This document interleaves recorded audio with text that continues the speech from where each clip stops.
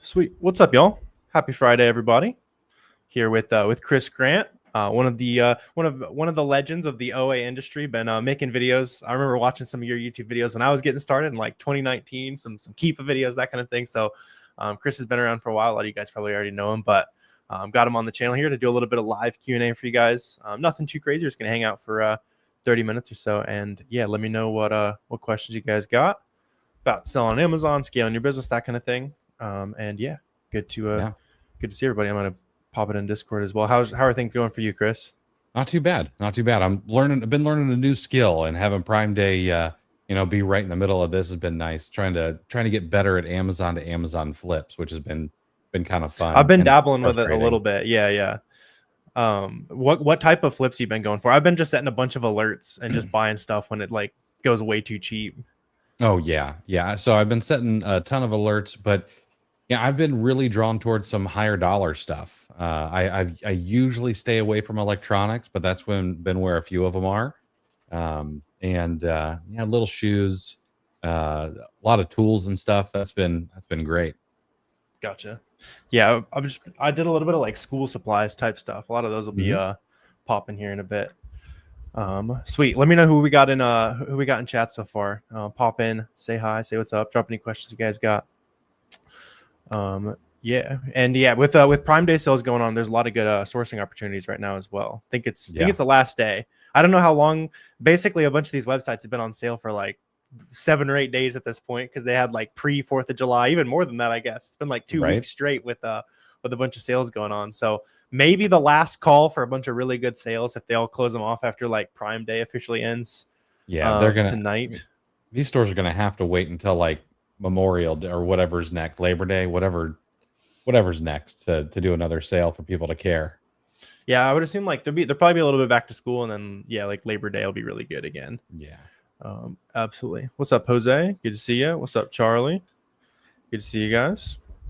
You guys are quiet today. Let us know what what questions you guys got about selling on Amazon. It's that Friday energy. Everybody's already got a beer in hand, something like that. Right. Absolutely. For those of you guys watching on the recording or tuning in right now, Chris has an awesome kind of live training coming up for you guys as well.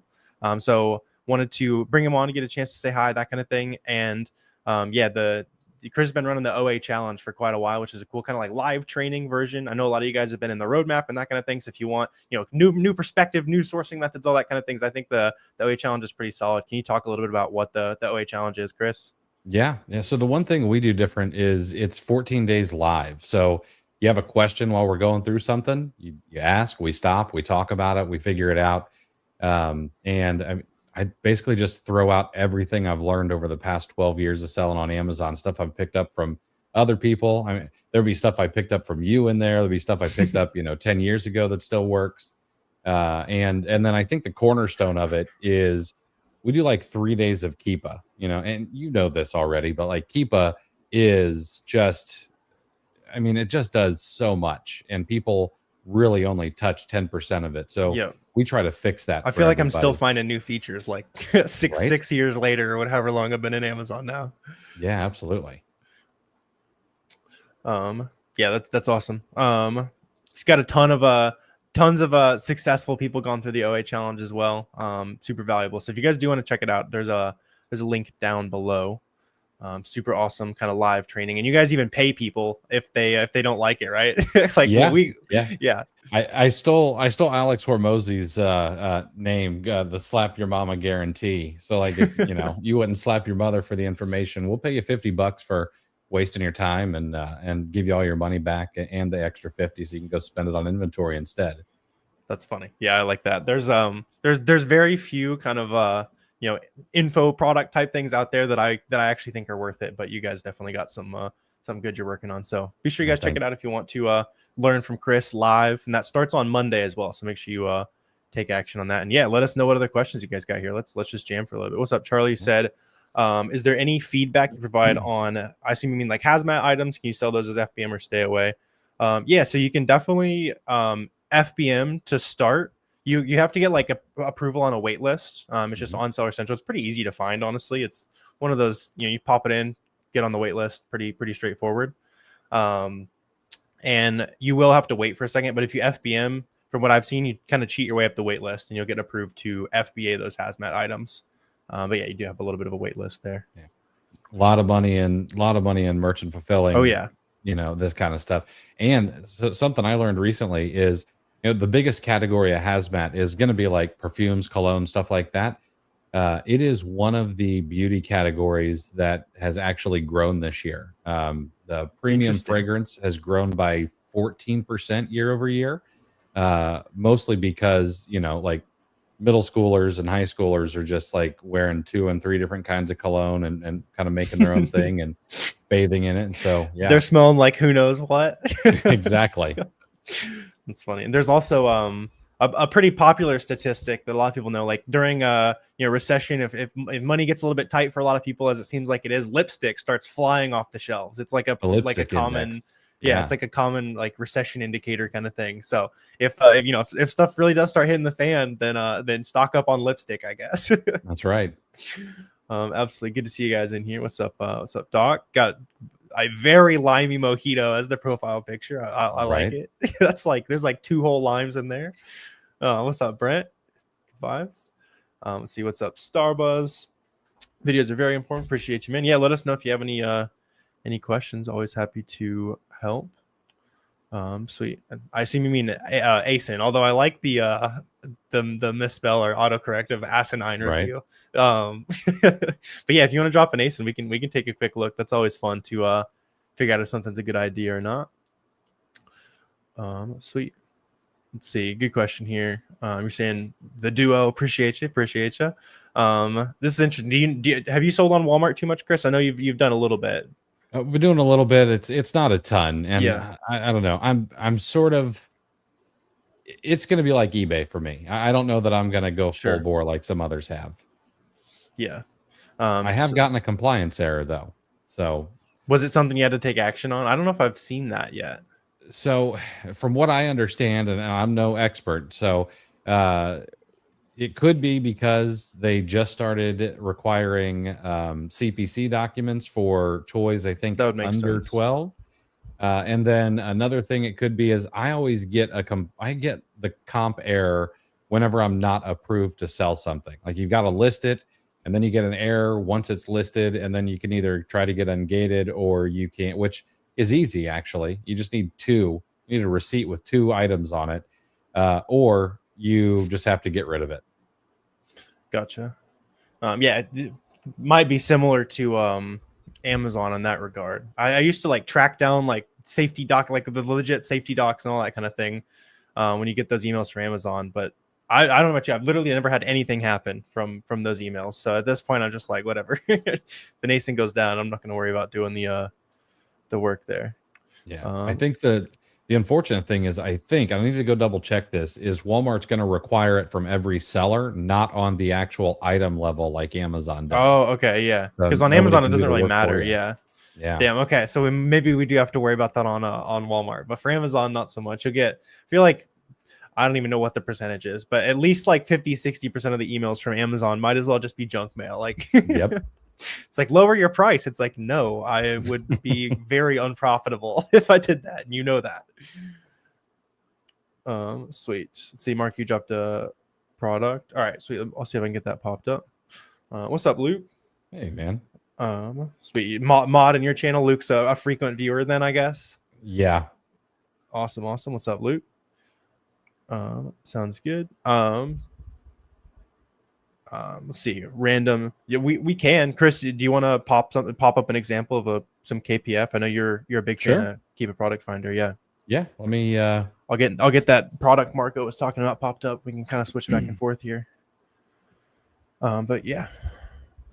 Yeah. Let me know on any other questions you guys got as well. Happy to jam on some stuff while we get some of this pulled up for you. CS. See, I don't know if that ASIN's pulling anything up for me, Marco. Let's see. What's up, Nelson? First time you've heard about the waitlist for Hazmat. What happens if you don't do it and then FBM on accident? So you can FBM without the waitlist, Nelson. Yeah. So sorry if that was confusing. The waitlist for Hazmat is just for FBA. You have to have special approval to send things Hazmat to FBA. If it's hazmat, you can send it right away though. The same goes for like some products will be tagged as meltable, which obviously you can't send those into FBA right now, but they're not actually meltable. So I've actually made a good amount of money FBMing some of those products where people are like scared to, to ship it in the summer, especially like supplement type products. You'll see like a lot of supplements that it says it's meltable. It's got like a gel cap or something like that. Set it out in the sun for a day, see if it actually melts. And I made a bunch of money selling one particular supplement a couple summers ago doing that. Kind of in the same vein as hazmat there. Let's see. Ryan said he's a lifetime member of the OA Challenge. Highly recommend. Yeah, that's awesome, Nice. Ryan. Thanks, Ryan. Appreciate you, man. We were talking about that a second ago, but yeah, if you guys do want to check out the OA Challenge, Chris has got that going live for you guys on Monday.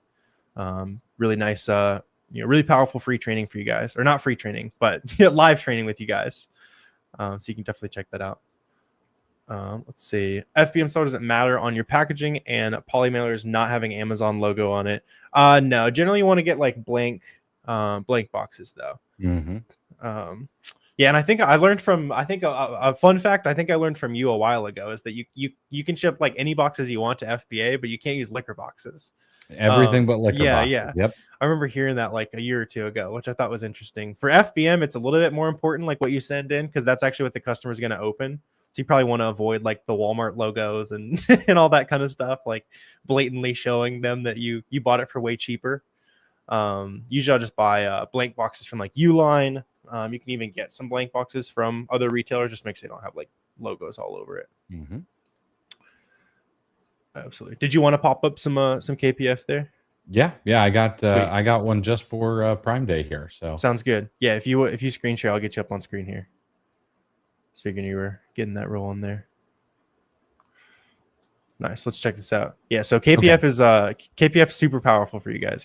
Yeah, absolutely. So this is something you can use to find items that are on sale at Amazon and flip it back on Amazon. All right. So doing an Amazon to Amazon flip, and little shameless plug here. I'm going to have an Amazon to Amazon Flips Pro come in and do an entire day with us during this OA challenge. So not just going to be me for 14 days, actually going to be two other people. But anyway, what we're going to do here is in the sales rank, we're going to limit our current sales rank to 250,000 max.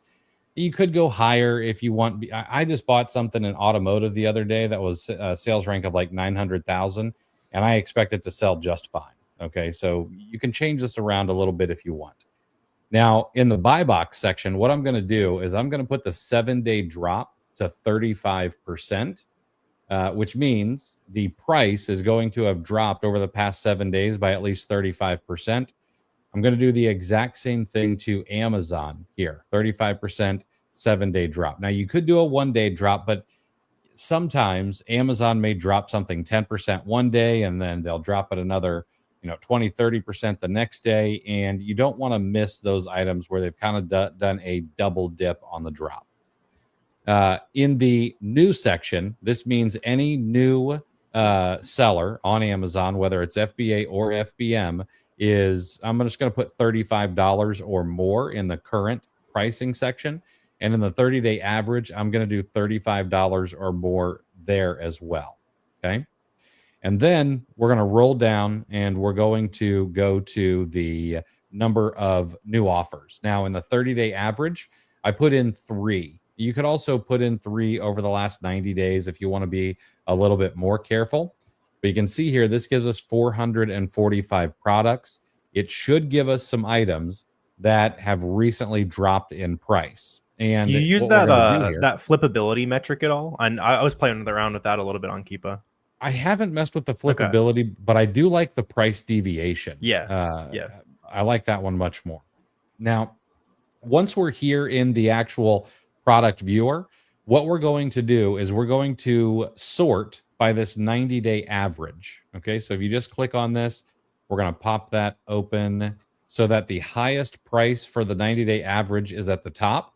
And then we're just going to look for items where there's a big delta between the current buy box price and the 90-day average price. This one may not be a great example because it's going to be a massive item here, but $313 is the current price, $588.51 is the 90-day average. If we open this up, we're going to see, sure enough, it has dropped in price from its regular price. There could be a little bit of meat on this bone. Let's go take a look and see what we get. Oh, look at that. It's actually $2.99. Now, this one is a Prime Day deal, so I can't really take advantage of it. I would go into my business account and see if my non-Prime account will let me buy it at this price. And I'm not eligible to sell it. But if I could grab this, just assume I can grab this for $2.98, okay, and I can sell it for, what was that average price? Five. It was like just under, or it's like right at 600. Yeah, it's like 588. I think is what it told you. 588. Yeah. If I could sell this at 588, we're looking at $30 profit. That's not enough, and that's because this thing's massive. Okay. However, if we keep going, we're going to see something like these speakers right here. And I know these are big numbers. We could scroll down. We could find some things that are cheaper. But this one right here, this one moves around a bit. We can see when the brand is actually on there. It's not really something I'm interested in. But let's keep going. Moen, great brand. This averages $491, $497, and right now it's at $271. I can't sell Moen. I used to be able to, and they gated me. But at $271.76 and an average sale price of like $475, that one should make some money. It does. $100 bucks. Yeah. So, and now your only job is, now this is a frequently returned item, so that might keep me off of it. Now, do you have to worry about Amazon being on it? No, because the number of sellers you can see is moving up and down. You can see that there's that gold line in the Keepa chart. So you got 50 monthly sold. It goes away for a little while, but it's back. So it's definitely moving. And even though Amazon shows in the buy box all the time, that's not the case. There are other sellers who are getting some sales here. Maybe you need to be a few bucks cheaper. Matter of fact, let's look at the 90-day average. Let's see, Amazon's at $490, buy box is at $489.36. So maybe we do drop it to $475 and make sure we get a little piece of the buy box there. And you just buy a couple of these, you know. I'd stay away from this one because it's frequently returned. Especially with that buy cost. But I mean, yeah, if you buy $300 in profit, you know, theoretically spending $1,000 on inventory, there's a bunch of profit in like you know, faucets and all kinds of like random hardware. That's awesome. Yeah, absolutely.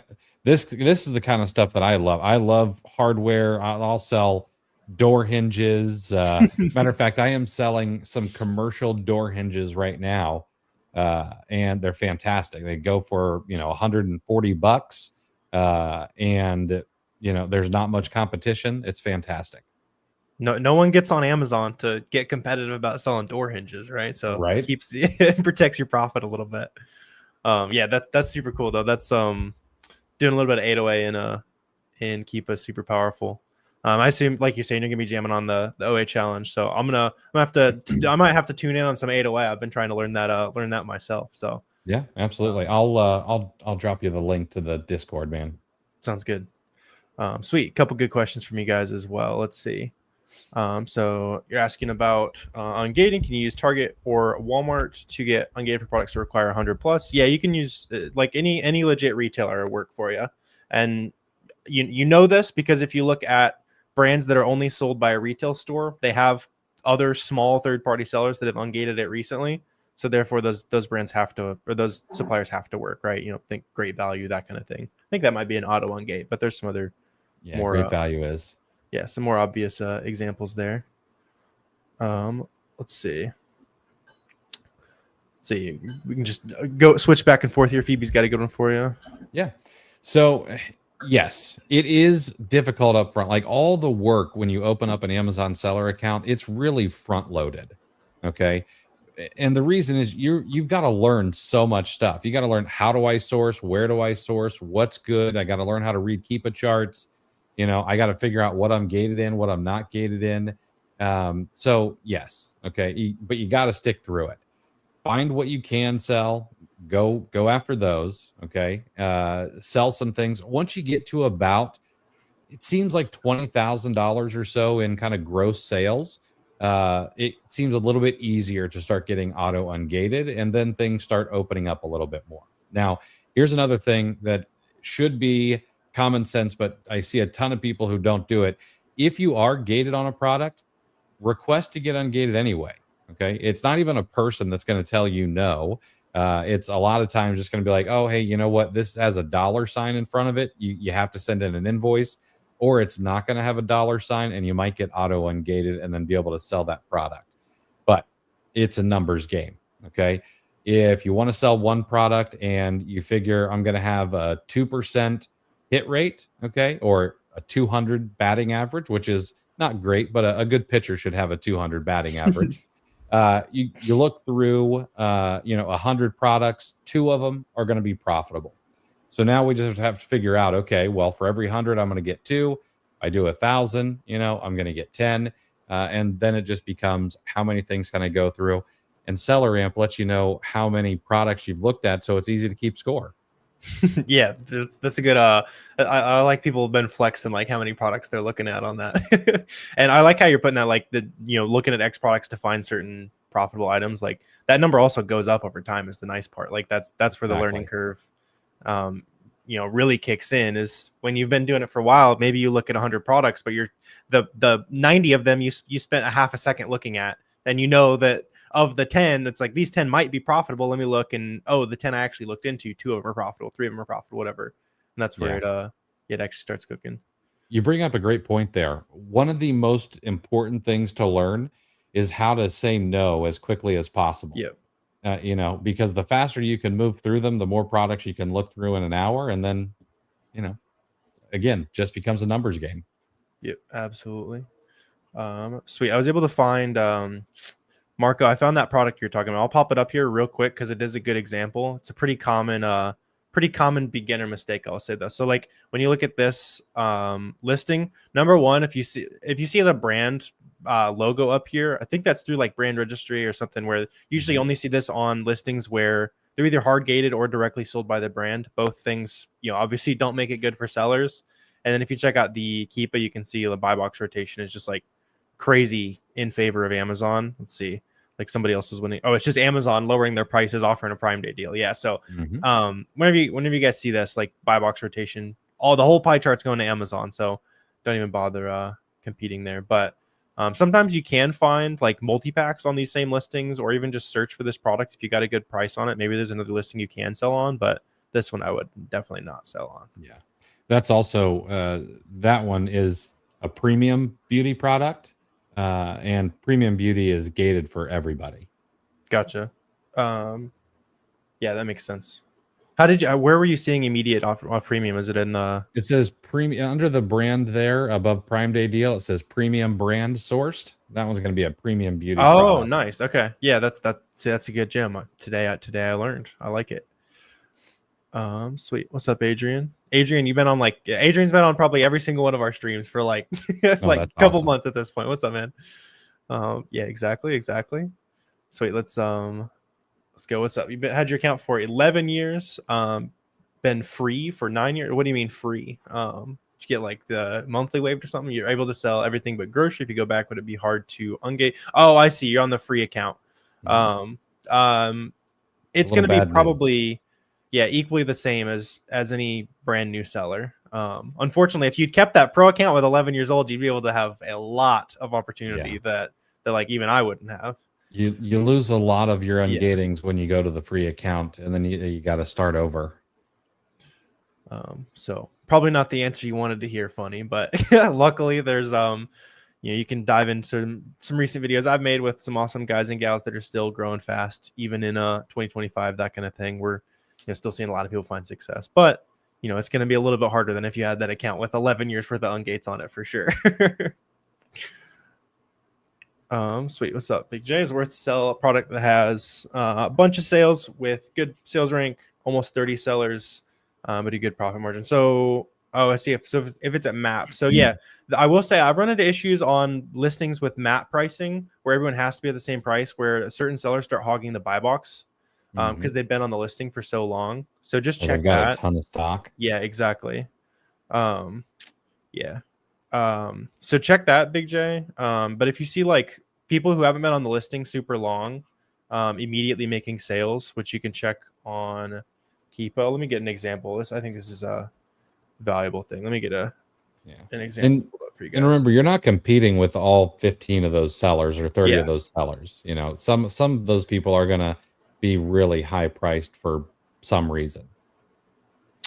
Yeah, absolutely. Let me get a example. Yeah, that's another thing that you got to think about is on most listings, there's no like, is 50 sellers too many? Is 10 sellers too many? That kind of thing. It's about like, can the listing sustain that many people? And a lot of times I've sold products profitably with literally like, I think the most was like 200 sellers. It was like a hot Christmas item, price stayed high, that kind of thing. And I've had items with 2 sellers, so the second seller takes the price. So it's not down to like seller count. Let me see. Oh, Big J threw in the ASIN if you want to look at it. Oh, okay. Yeah, let's take a look. So I'll get that pulled up. There's a bunch of good questions if you want to. Yeah, I'll pop one. So Luke asks, where was it? I missed it here.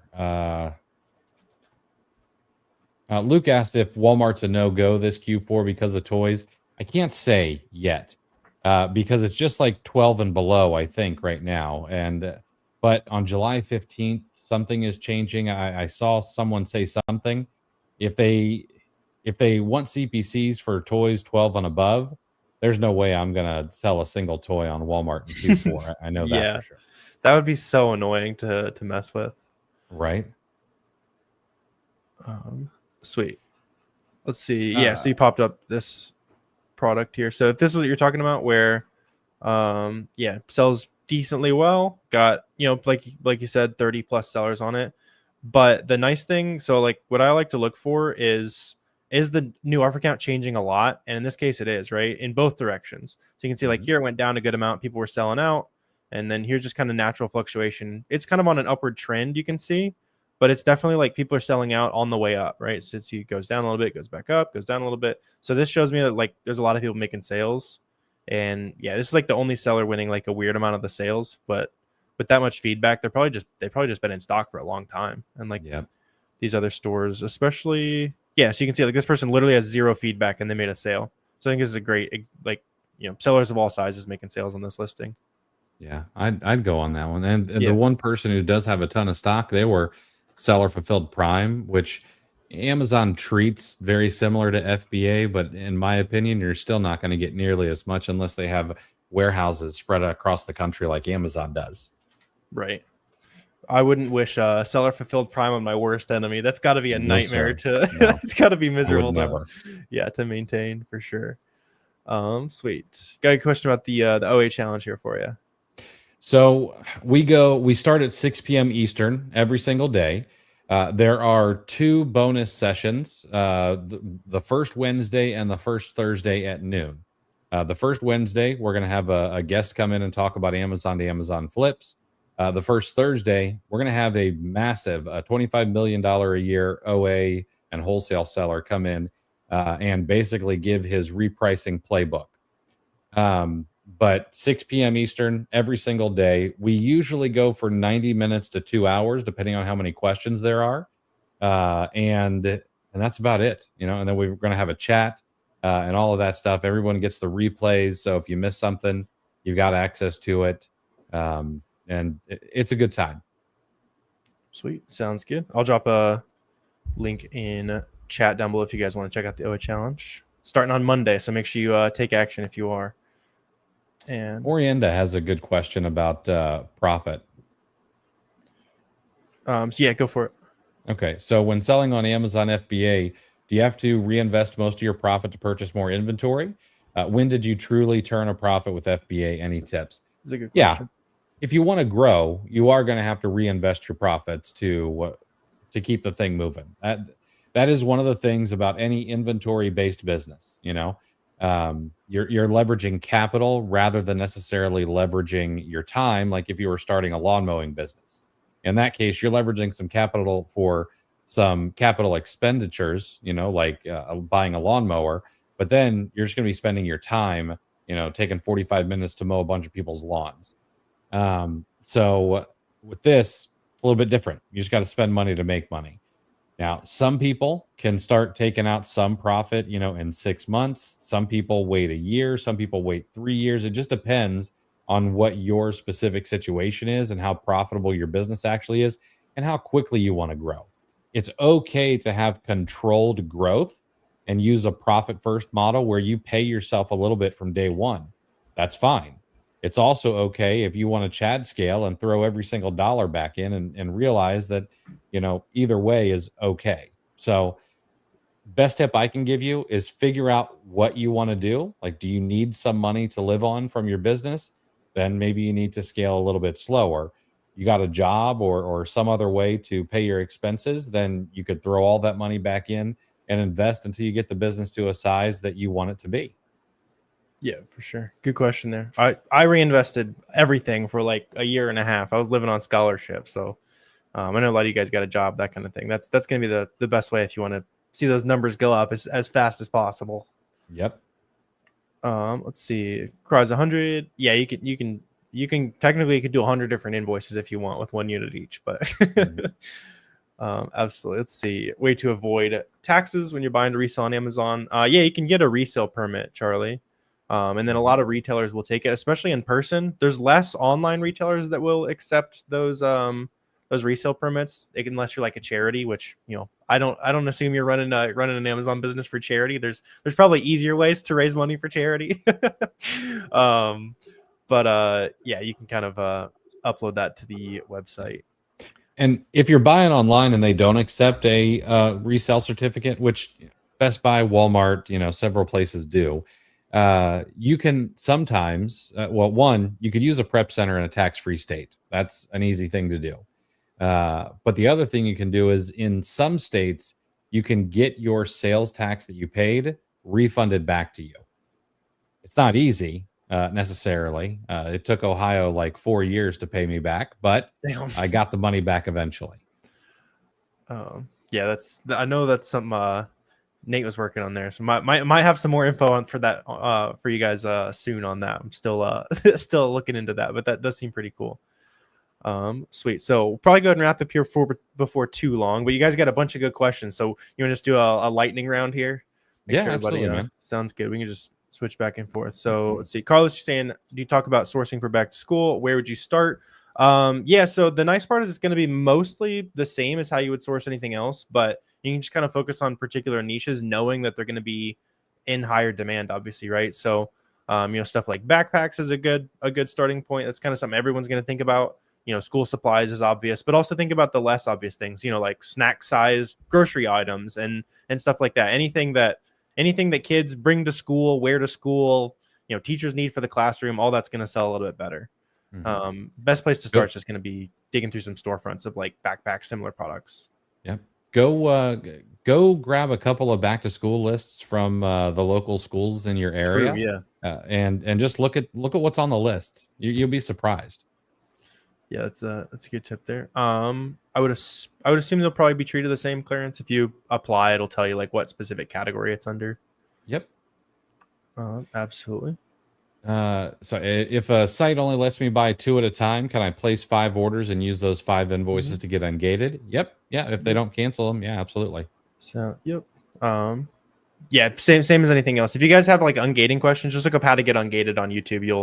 You'll see kind of what the best way there is. Any tips what you should do buying items that are single, sell them in a multi-pack? That's a great that can be an awesome way to do it, Brandon, because then you're catching things that like automated tools in quotes, like that kind of thing. Those are always going to miss like the best, most profitable listings like that, for example, because it's just looking for like simple UPC matches and stuff like that. So yeah, that's a great thing to be looking out for. And you can also do it in reverse as long as people are happy with the single. If you take it out of a multi-pack, think like a Sam's or Costco pack, that kind of thing.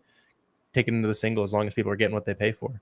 Yep. Yeah, just make sure it's the exact same thing. We do it with deodorant all the time. Oh, yeah, that makes total sense. Yeah.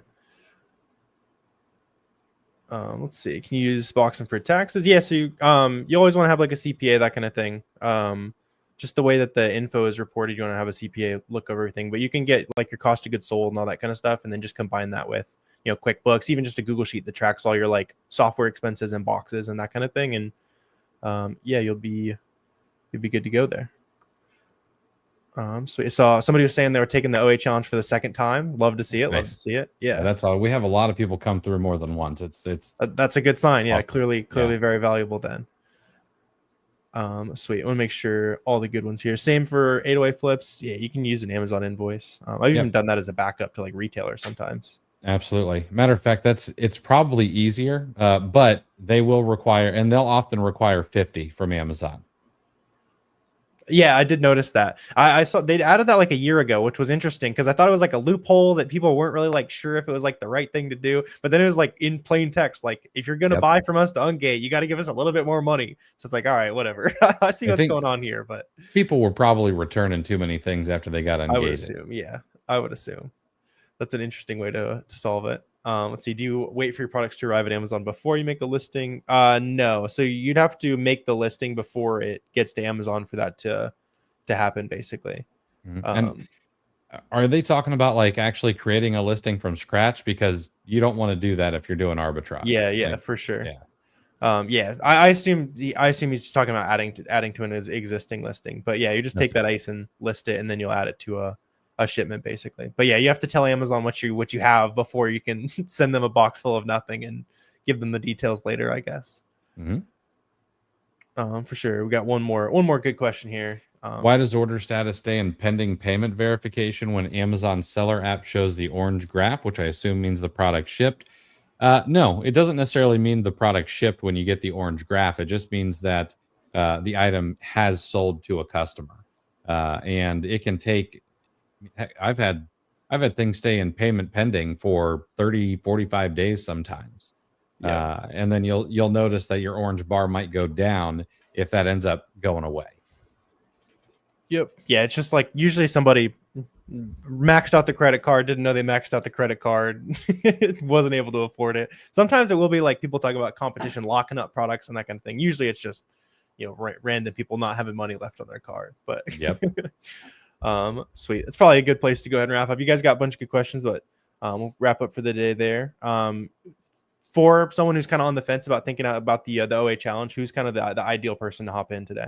I mean, honestly, we're looking for somebody who like knows how to create their own shipment. Like we don't talk about how to create shipments into Amazon, but if you're not sure how to source, or you want to become better at sourcing, or maybe you want to make sure that you are like top 1% of Keepa users so you make better sourcing decisions, that's really the person that is a good fit. And then we're going to do a bunch of other stuff. We're going to talk about how to implement more AI into your business. We're going to talk about repricing to make sure that you're getting as much margin as you possibly can. So that's who it's for, more than maybe the person who doesn't even have their account open yet. Okay, sounds good.